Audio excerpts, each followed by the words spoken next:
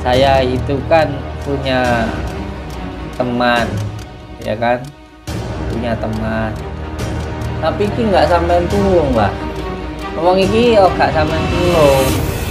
Orang ini tuh nggak sampean tolong, tapi malah sampean celakani. Ojo terus nuruti hawa nafsu. Ora nek lakone, ora nek ceritane dharma kon manut karo wong ora. Aku ora kok sampean manut. Aku mau melas ke sampean. Sampean ku uripe sengsara, sara donya, sara akhirat. Kowe pancen omongan kok. Ayo Pak Gat. Wah, siap kamu wae.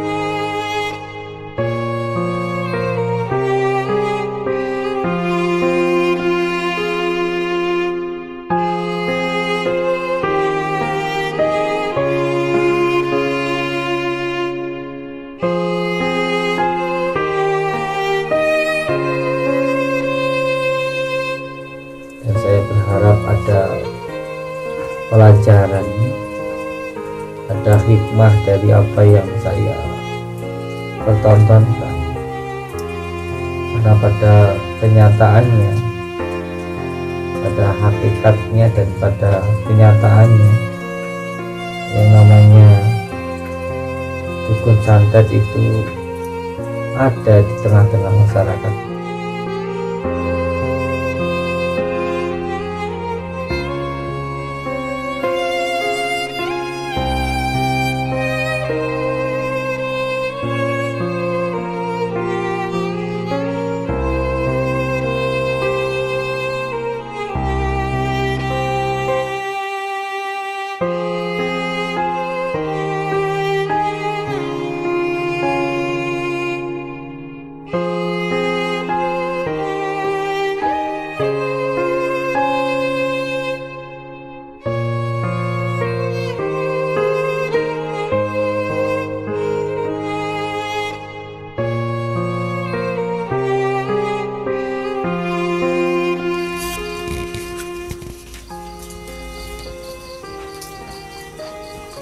Saya akan mengantarkan ini madu apa ini? Tunggu.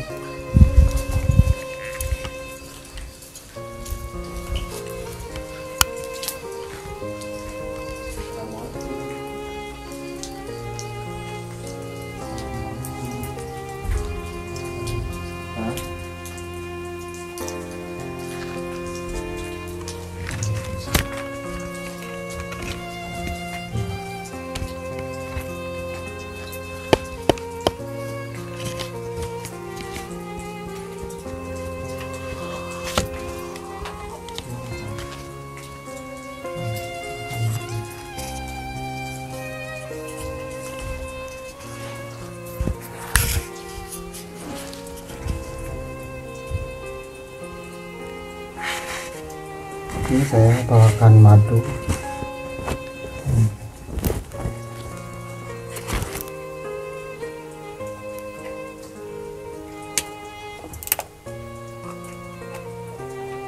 Nanti dulu.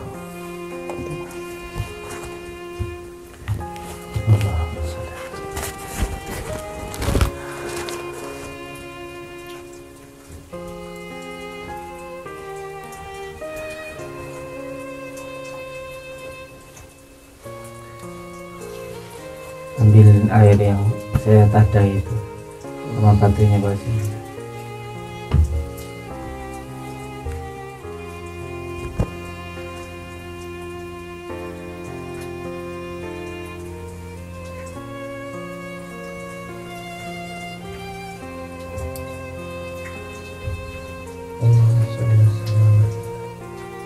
Sayyidina Muhammad Syarifi Sayyidul Asma wa Syifa.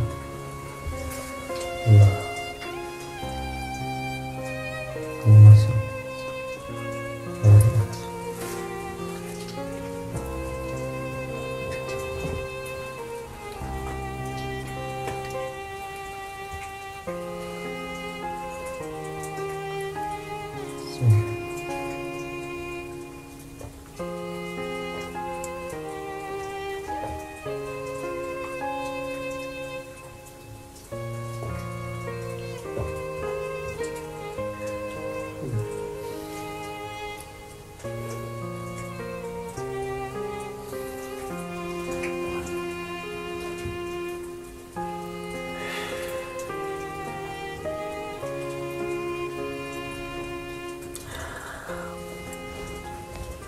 Sama siapa kesini? Saya sendiri bro. Nggak tahu kalau saya lagi di sini. Nah banyak kan kalau lagi hormat ya pasti di sini gitu. Maksudnya hati itu terus apanya pasti ada di sini gitu. Makanya kesini membawakan madu. Okay. Karena dukun santet yang namanya Mbah Darmo ini kekuatannya menggunakan kekuatan angin dari bangsa Amar, bangsa jin Amar ini. Orangnya sudah tua dan tujuan kita sebenarnya bukan untuk membinasakan, tapi untuk menasihati. Ketika tujuannya baik, ya harus dilakukan dengan cara yang baik. Ini Mbah Darmo ini dukun santet yang sudah banyak menimbulkan korban jiwa. Tapi kita ketika berniat baik tidak boleh dilandasi dendam ataupun dilandasi kebencian, harus tetap dilandasi kebaikan. Yang sabar. Saya sendiri sedang belajar untuk sabar.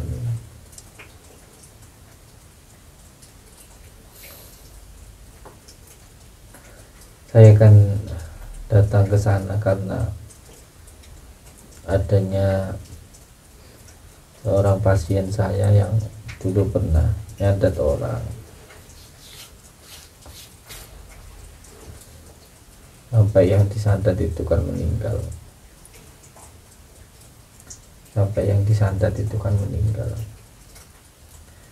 Ketika yang disantet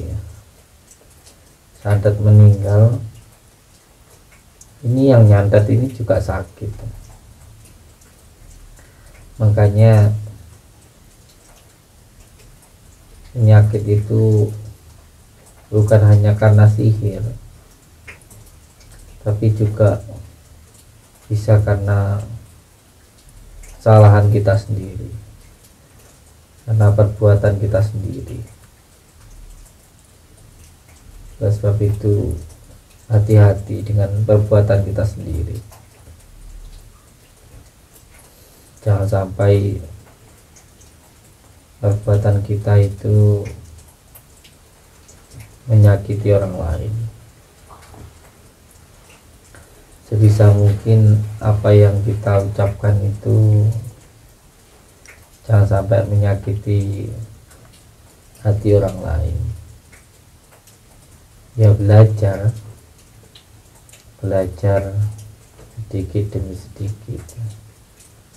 Intinya kalau kita tidak mau disakiti, ya jangan menyakiti. Kalau kita tidak mau dikhianati, ya jangan mengkhianati. Kalau kita sakit, didolimi, ya jangan mendolimi.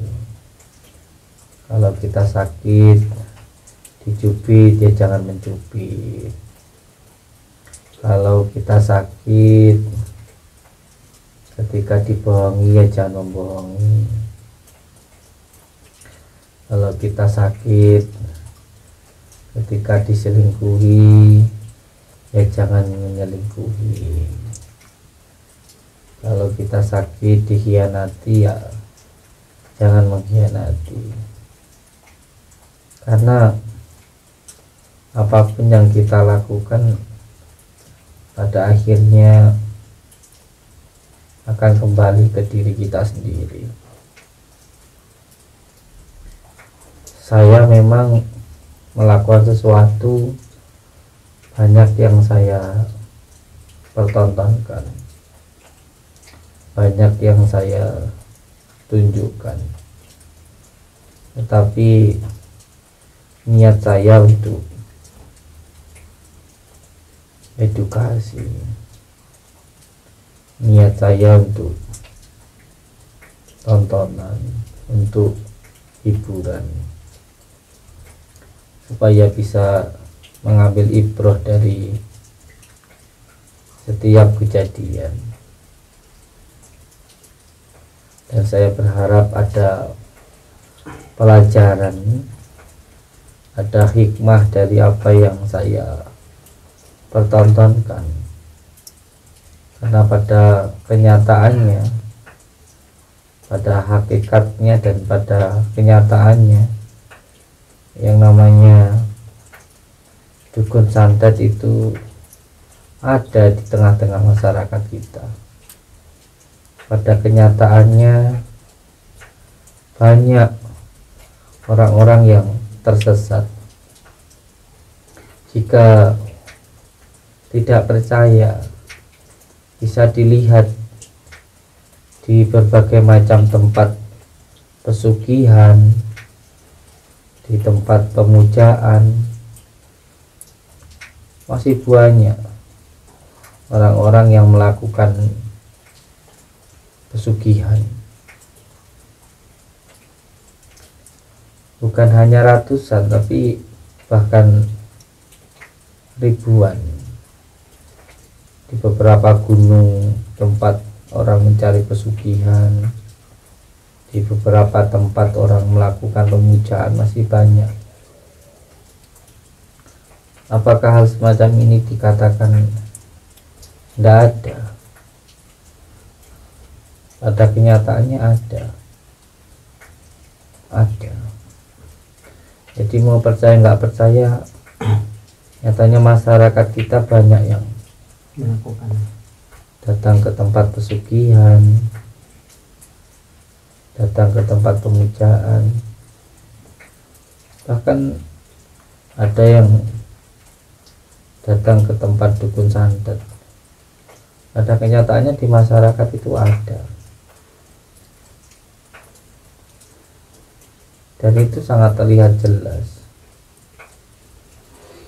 Makanya sedikit saya memberikan sebuah pelajaran bahwa jangan sampai ketika kita menginginkan sesuatu atau sakit karena sesuatu itu sampai melakukan hal yang dilarang oleh Allah. Contoh, ketika sakit hati, ya manusiawi, basyariahnya manusia biasa, sakit hati tidak apa-apa, marah tidak apa-apa. Yang penting jangan sampai melakukan sesuatu hal yang dilarang oleh Allah. Sakit hati tidak apa-apa, marah tidak apa-apa.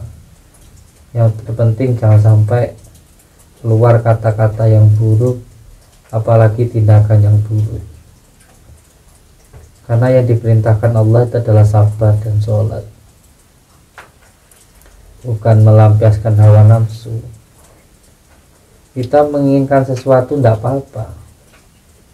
Melihat wanita cantik suka tidak apa-apa. Yang terpenting tidak keluar kata-kata yang buruk, menggoda, apalagi sampai memperkosa. Sukanya manusiawi, tetapi kalau keluar perkataan yang tidak benar, apalagi sampai berzina, itu akan mendapatkan siksa Allah. Kita menginginkan sesuatu tidak apa-apa, melihat mobil bagus, motor bagus tidak apa-apa, sukanya tidak apa-apa. Yang salah itu kalau mencuri, Kalau sukanya terus pada akhirnya giat bekerja, itu baik. Yang nggak baik itu kalau dilakukan dengan cara yang tidak baik. Maka marah, suka itu tidak apa-apa, manusiawi. Yang terpenting tidak melakukan sesuatu hal yang dilarang oleh Allah Subhanahu wa Ta'ala. Jadikan keinginan ataupun kemarahan atau bahkan cinta itu sesuai dengan yang Allah perintahkan. Sebagai contoh, kalau ada orang cinta, dia cemburu, jangan malah marah-marah, karena itu nanti akan membuat orang yang dia cintai tidak bahagia. Seharusnya cintanya, cemburunya itu lebih ditunjukkan dengan kasih sayang, sehingga yang dicintai akan nyaman dan akan terus bertahan. Jadi yang paling penting adalah bagaimana cara mengungkapkannya itu dengan cara yang baik, bukan dengan cara yang tidak baik. Karena kalau ada keinginan, ada perasaan, jika dilakukan dengan cara yang tidak baik, nanti akhirnya jadi tidak baik juga. Yang terpenting kalau menurut saya, kita lakukan yang baik menurut Allah, bukan menurut manusia. Karena manusia itu mempunyai pemikiran, persepsi sendiri-sendiri. Kalau pikirannya baik, maka persepsinya baik. Tapi kalau pikirannya buruk pun juga nanti persepsinya buruk. Jadi akan sangat sulit untuk menyesuaikan keinginan manusia, sebab setiap manusia itu keinginannya juga berbeda-beda. Jadi kita tidak akan mungkin bisa menuruti satu persatu kemauan manusia. Cukup satu saja, turuti kemauan Allah, maka itu nanti akan bisa menuruti kemauan semua makhluk. Yang terpenting dilakukan yang terbaik saja.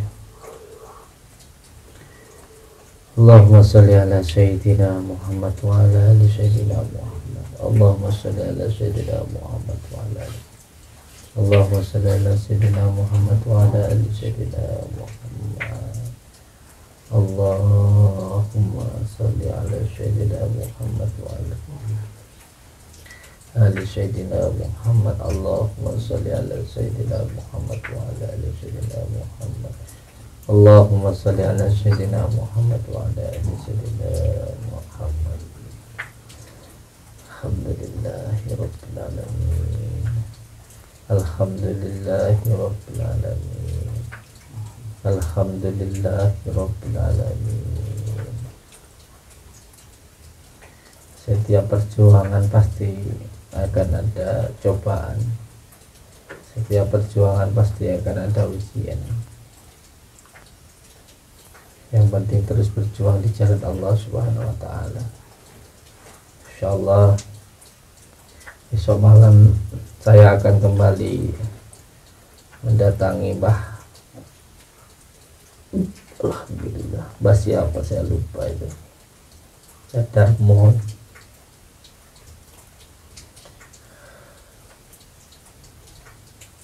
Yang sabar, harus sabar menangani masalah yang seperti ini. Alon-alon penting kelakon.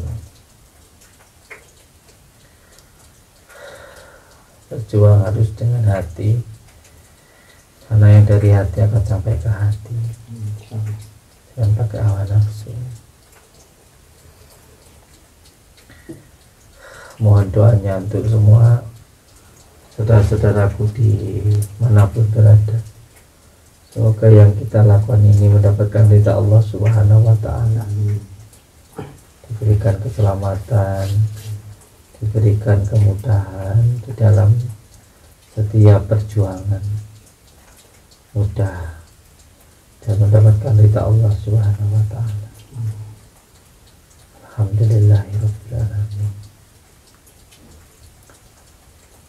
mohon doanya saja supaya bisa menyadarkan dukun santet Mbah Darmo ini.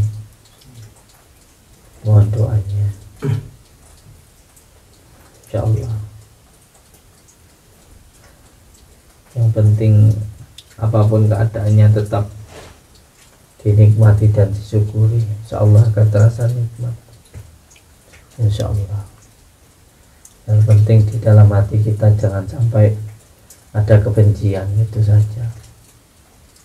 Yang terpenting di dalam hati kita jangan sampai ada kebencian, jangan sampai ada kebencian di dalam hati kita.